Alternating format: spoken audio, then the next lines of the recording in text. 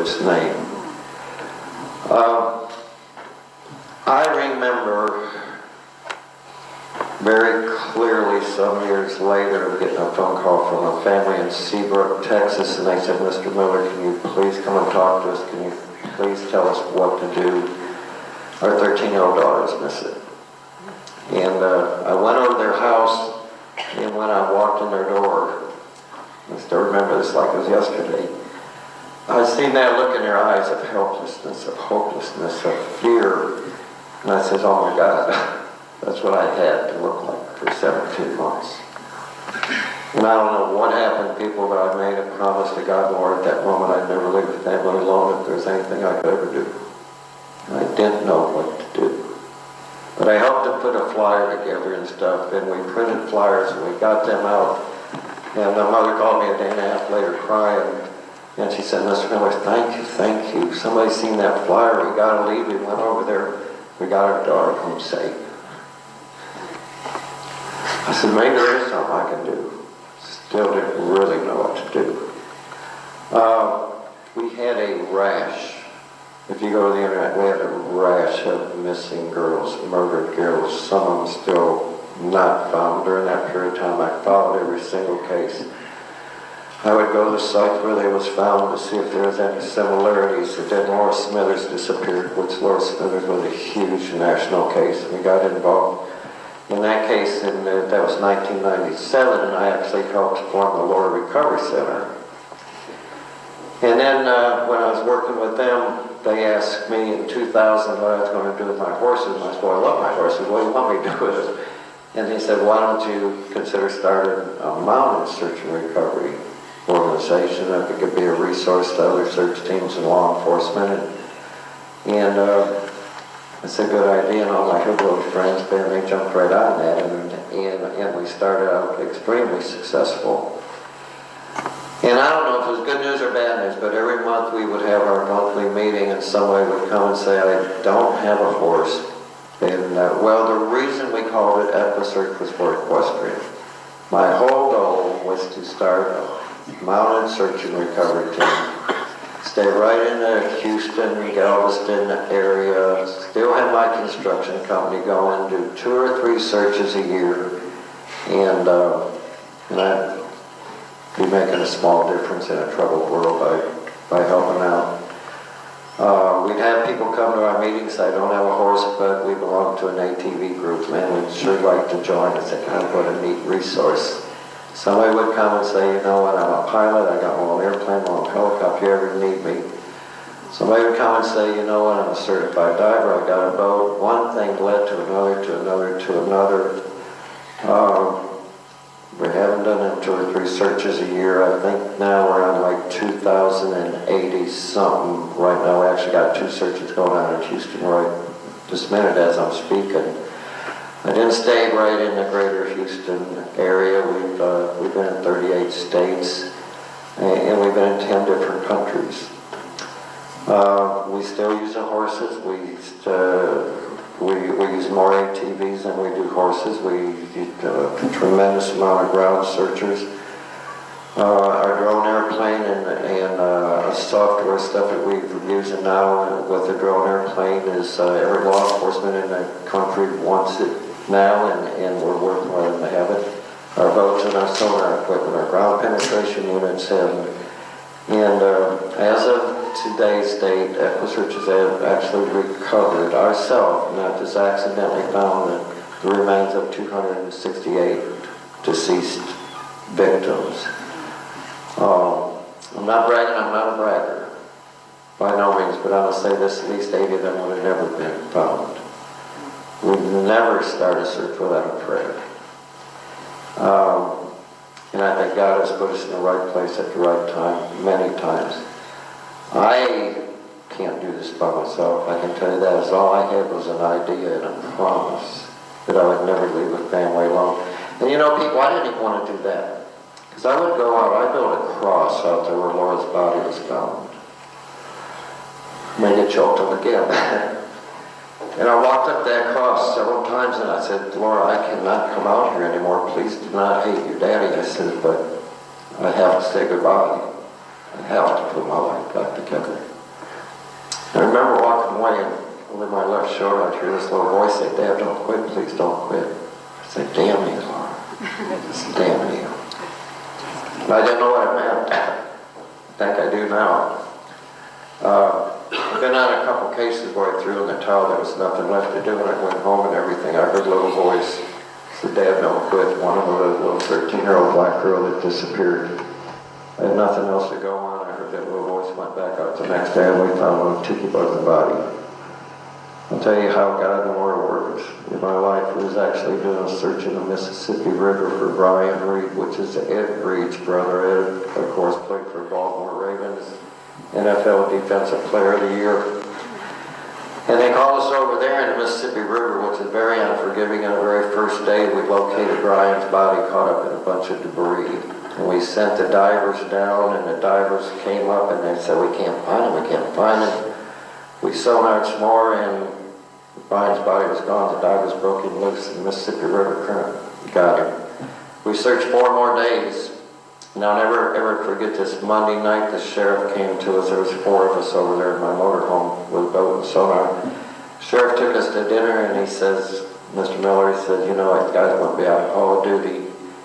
Tomorrow morning, when Brian's family shows up, tell them that it's over with. The Mississippi River got Brian. Brian's going to be one of them that might never be found. So I got back from dinner. The other 3 people went in the motorhome, and I went down. We was exactly, because Brian jumped in the Mississippi River right in front of a police officer. God bless him. He was paranoid schizophrenic. Brian did a wonderful job on his medication, to the point where he didn't think his medication was needed anymore, and Brian would get in trouble, not knowing he was in trouble, but everybody else did, and unfortunately that's how mental health works. So I was down there at right where Brian went in the water, and I was talking to God, and I said, God, please give me the words and the courage to tell this family tomorrow that it's over. And I wasn't getting the words, and I walked up the levee of the motorhome, and I heard the little words say, Dad, don't quit. Ed Reed and his preacher and his father and family got to the motorhome in the morning, went in the motorhome, and Ed Reed looked at me and said, Mr. Tim, what's the plan for today? And I don't know where the words came from, people, but I said, you know, Ed, you've been in this position before, different circumstances. And he said, what do you mean? I said, you remember ever being in overtime in a football game? He said, yeah, too many times. I said, I think we're in overtime. Now, this is how God works, not Tim Miller. We go back in the water about 3/4, half 3/4 of a mile down. We're sonaring. We get an image and some debris. It looks like a possible body. We went at it several different angles. It was a body. Brian's body now starting to gas up a little bit. We don't tell a soul. We send our divers down. They tie Brian off. We call the sheriff up and say, Sheriff, you need to come out here. We got Brian's body. And he says, I thought you all back in Houston by now. I said, you know, this little girl told me to stay. Went to the motorhome and walked in, and Ed Reed says, well, Mr. Tim, how's it going? I said, Ed, we won the game. He said, what do you mean? I said, we found her brother. And of course we cried, like I'm choked up now. And I'll never forget, Ed Reed walks out of the motorhome. He gets maybe 100 feet away, turns around, walks back in. He said, Mr. Tim, can I ask you another favor? And I said, sure, I can do it. He said, the next time we're in overtime for football game, can I call you to say we can win the game? It was Ed Reed, Andre Johnson came to our fundraisers, have supported us since then.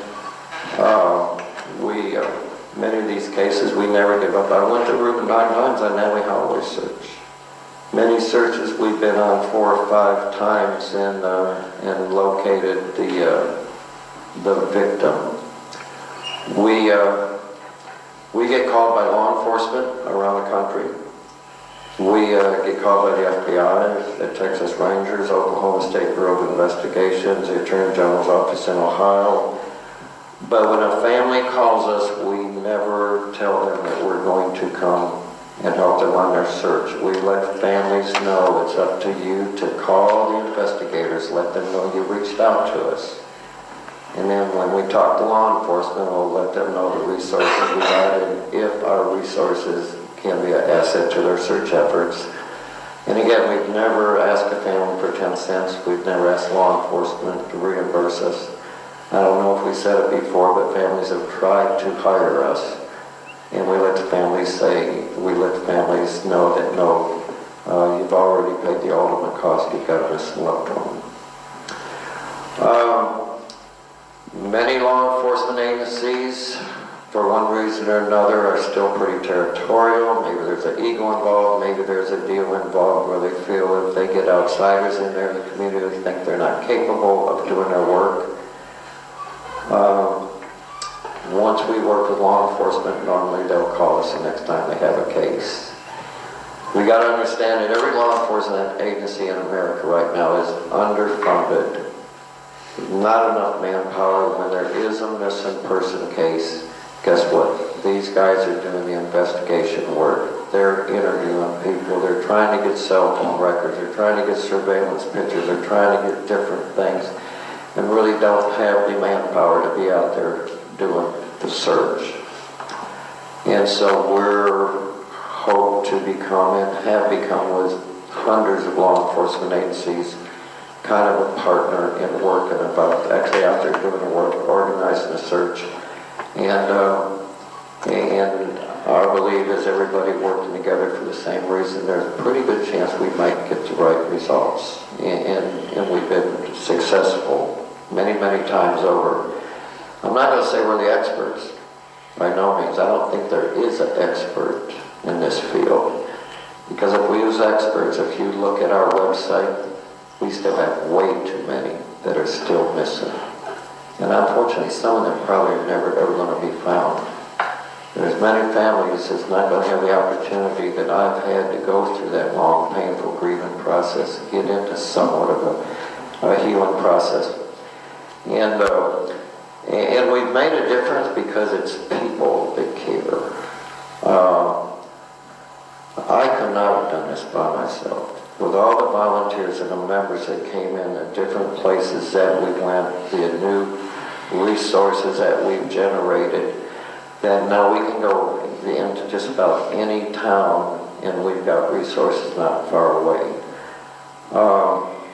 We did a Kaylee Anthony search in Florida, and we had over 4,200 volunteers that showed up for that search and ran that search pretty efficiently. One of the best calls I ever made on Kaylee Anthony search is when I suspended the search, because if we remember, right after little Kaylee disappeared, Florida had a tropical storm that came and they got a lot of rain. We were actually, I can guarantee y'all, because we got pictures of this where we were searching, we was actually probably less than 5 feet away from little Kaylee's body. And the water's up to our knees, and I'll never forget going to John Allen, the lead investigator on the case, and saying, John, I hope you support me in this, but I think we need to suspend this search, because if little Kaylee is under the water somewhere, the last thing we need is a person to step on her, an ATV to run over, a horse to step on her, push her farther in the ground, totally ruin evidence. And I think at this point we can be a liability instead of an asset. We went back in November, the water was still up there. And in December, on my birthday, I was in Tampa Bay with 2 boats and sonar equipment looking for a small airplane that went down. When Nick Savage with the FBI called me and he said, I understand you're in Florida and I need you in Orlando right now. And I says, for what reason? He said, we just found Kaylee's body. I'm the only civilian that went behind the crime scene tape, went right there and looked at little Kaylee's body. The reason being, we knew there was going to be a trial. And they wanted me to see exactly where it was so we could go ahead and prepare our maps to see what searches were there, because we knew people were going to start getting called into court. One of the things that we do is we keep pretty good records for that reason. Jose Baez, our Casey's attorney, tried to beat me up pretty good. Our maps were all in order. He wanted to go through basically 3,200 or 4,200 names of everybody that was on the search. which was in front of a judge, and the judge, we went through all our maps, and it ended up, I think there was 37 people was in that immediate area that Jose Baez could interview, get statements from, and stuff. That was and one of the things we do, we keep real accurate paperwork. In the mornings, we have people sign in after we do our prayer. We have people sign in, we take a look at their driver's license. At the end of the day, we make copies of all these forms, and we give a copy of them to law enforcement.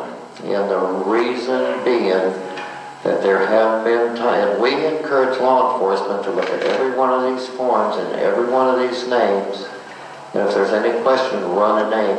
There have been times when we have had the suspect, the perpetrator, on the search with us, a perpetrator's friend.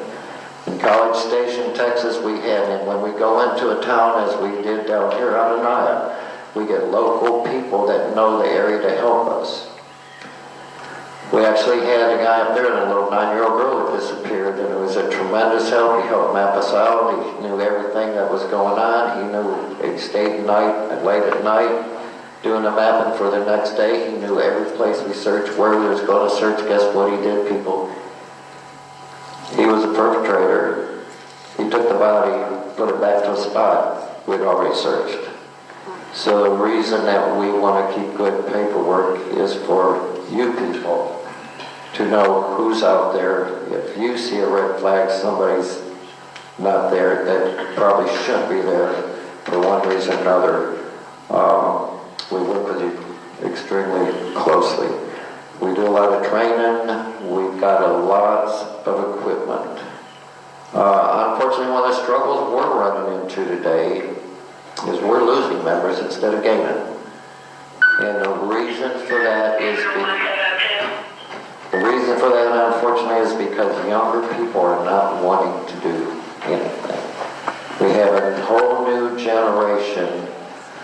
And it's not only equusearch. We see it with volunteer fire departments. We see it with my church. It's always the same 10, 12, 14 people that show up.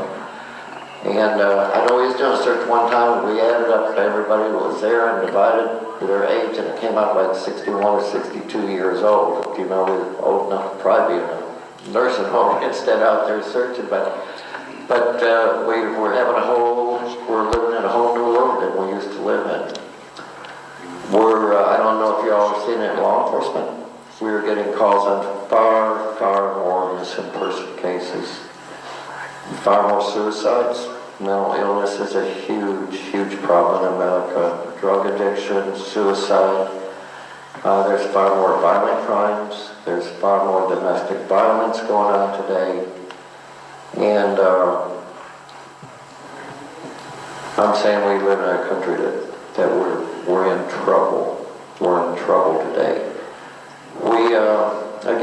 We've worked over 2,000 cases. We're on 2 of them today.